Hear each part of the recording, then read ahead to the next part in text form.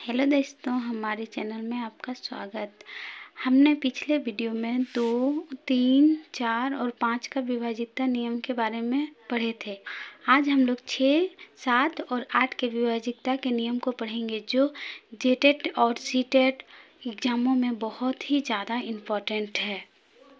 चलिए फिर बिना देरी के वीडियो को चालू करते हैं। देखिए 6 से विभाज्यता का नियम, यदि संख्या 2 के विभाज्यता नियम, 3 के विभाज्यता नियम का पालन करती है तो वो संख्या 6 से विभाज्य होगा।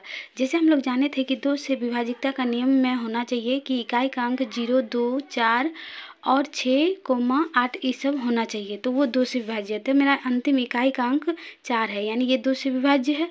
और 3 का विभाज्यता नियम हम लोग सीखे थे, जो उनके अंकों का योग, यानी 5 + 4 + 2 + 4, यानी 5 × 9, 9 × 2 11, 11 × 4 15, तो 15 ये 3 से विभाज्य है। 3 से विभाज्य है तो यानी 3 × 5 = 15, ये 3 से विभाज्य है तो ये संख्या 6 से भी विभाजित होगा।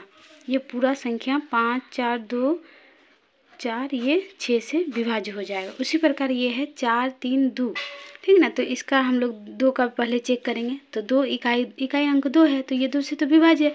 और उसी प्रकार फिर 3 का चेक करेंगे तो 4, 3, 7, 7, 2, 9, यानी 9, तो ये 3 से विभाज्य है तो ये संख्या 6 से विभाजित है।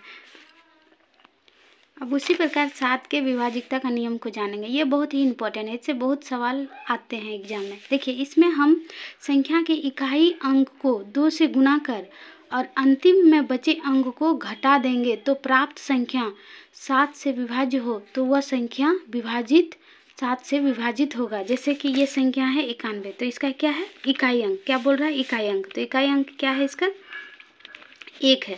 तो 1 को हम लोग 2 से गुना कर देंगे तो कितना हुआ, 2 हुआ।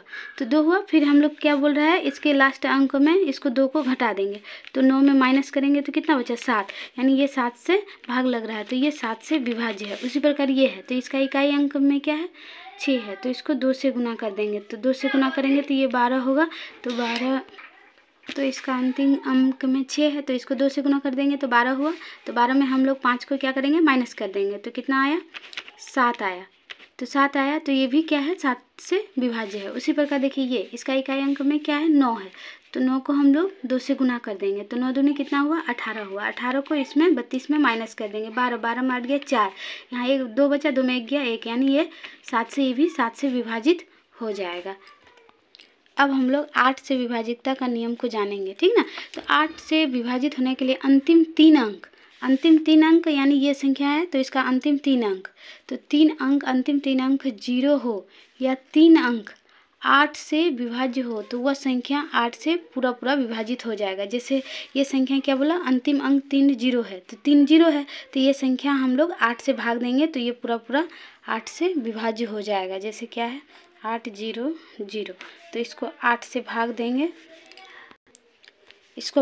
8 से, तो 8 × 6 = 48, ये कट गया तो ये 0 0 यहाँ उतर गया, ठीक। उसी प्रकार ये संख्या है 6 4 6 8 0, तो इसका भी हम लोग क्या करेंगे, चेक करेंगे। 8 का जो विभाज्यता रूल है, ये 3 संख्या 8 से विभाजित होना चाहिए। तो यहाँ क्या है, 6 8 0, तो इसको 8 से भाग देंगे तो क्या होगा, 8 8 64, 8 8 64, यानी इसमें बचा 4 और फिर 0 हो गया तो 8 5 40, तो ये भी संख्या क्या है, 8 से पूरा विभाजित है, ठीक ना। तो हम लोग नेक्स्ट क्लास में हम लोग जानेंगे बहुत ही ज़्यादा इम्पोर्टेंट, जैसे कि 9, 10 का तो कोई मतलब वो तो हम लोग हर कोई बना ही लीजिएगा, लेकिन 11, 9 और 11 बहुत ही इम्पोर्टेंट है, जो हर एग्ज़ाम में पूछा जाता है उससे सवाल। उससे संबंधित हम जितना भी इम्पोर्टेंट सवाल है उसके बारे में भी बताएंगे। मेरे चैनल में बने रहिए। थैंक यू, आप लोग ठीक से रहिए।